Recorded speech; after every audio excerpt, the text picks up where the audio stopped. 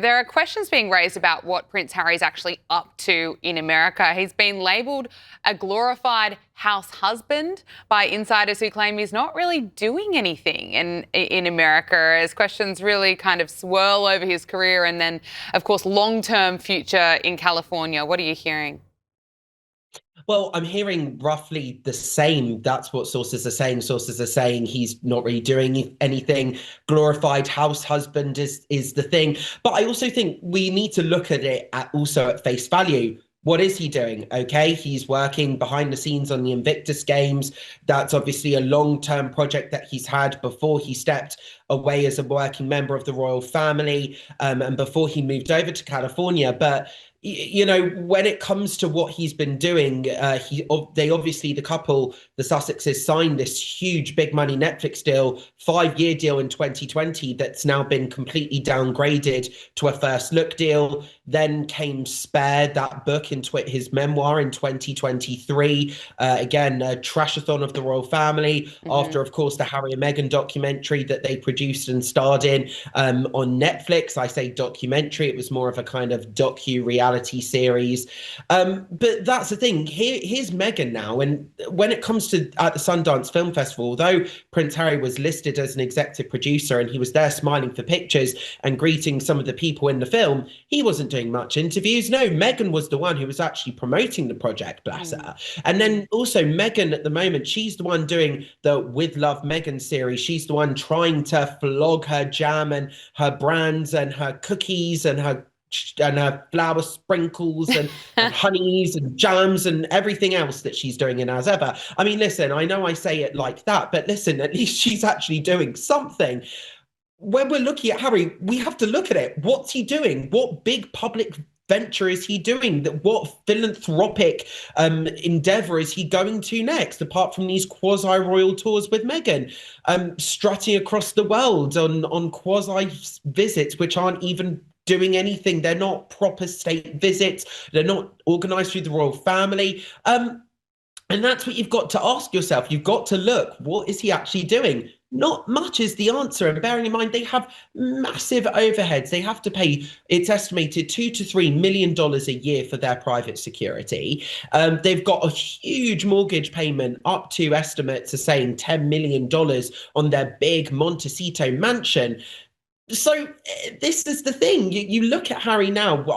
I've heard sources have told me and out there that he's been trying to look for more maybe speaking engagements on that sort of things, maybe doing corporate speaking sort of stuff. That's what he might be looking to do. But that's the thing, when it comes to his career, and aside from the stuff which he's been publicly doing with Meghan, you know, God bless Meghan, at least she's got her own solo ventures. Harry, it doesn't appear that he's got that. His last big solo venture was Spare, and well, we know how that went down. Massive pay packet, but reputational. So you've got to look at it. Well, let's talk about the court case last week. Of course, Prince Harry gave evidence last week in his high-profile case accusing Associated Newspapers Limited, A&L, publisher of Daily Mail and Mail on Sunday, of unlawfully gathering information relating to their private lives, and a claim, of course, that the publisher denies. Josh, you were inside the courtroom when Harry became emotional. Can you take us inside? What was that like? Yes, I didn't actually realise how softly spoken Harry was. At times, all of us in the public gallery, all the journalists, reporters there, actually at times struggled to hear Prince Harry at times because he was speaking quite quietly and the microphones weren't necessarily the best.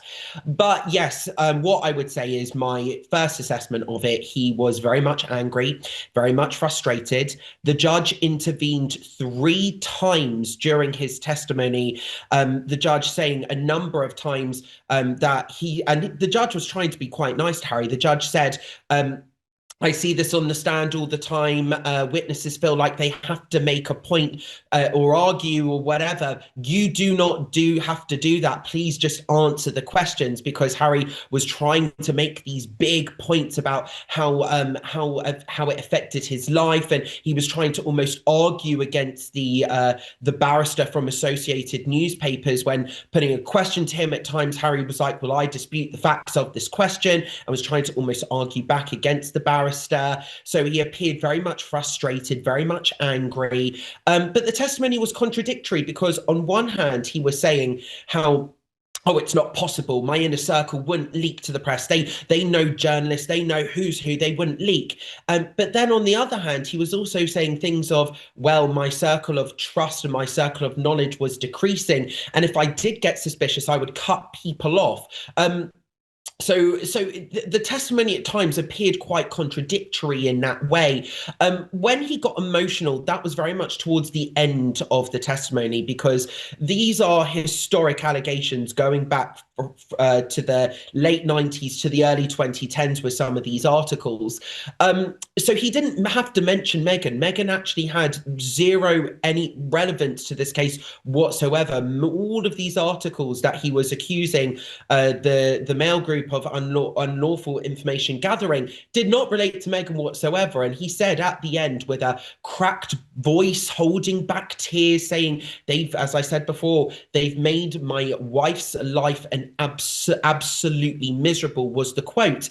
And again, this was kind of, I don't want to say his crusade. Well, I think I did earlier in the program, but he was very much kind of hammering home the point of a dislike of the press, of the tabloid press, going on and on and on, again, with this contradictory information. But there was one point as well, which was very interesting, because there was one article that the Mail printed about a rumoured love interest, the TV presenter in the UK called Natalie Pinkham.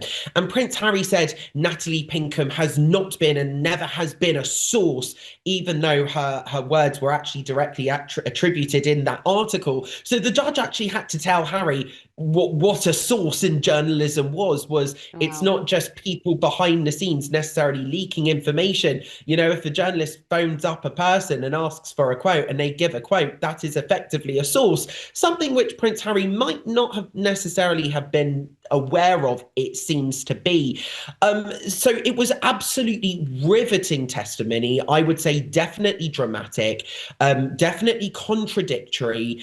He only really got properly emotional when speaking about Meghan right at the end.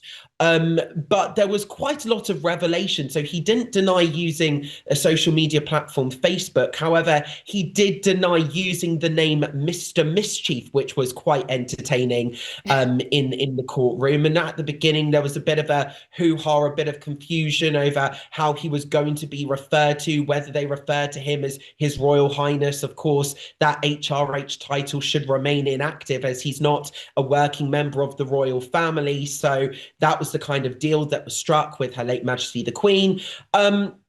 So it was very interesting, very riveting, very much Harry on his campaign against the tabloid press, using the buzzwords. He wasn't afraid to use the buzzwords, and I quote, "I just want responsibility and accountability." That's what he was saying. But then, of course, the British tabloid press, we can go on, but of course, they are regulated by the Independent Press Standards Organisation. There is the Ipso Editors Code, where they don't print certain things. They're not allowed to print certain things and risk fines if they do.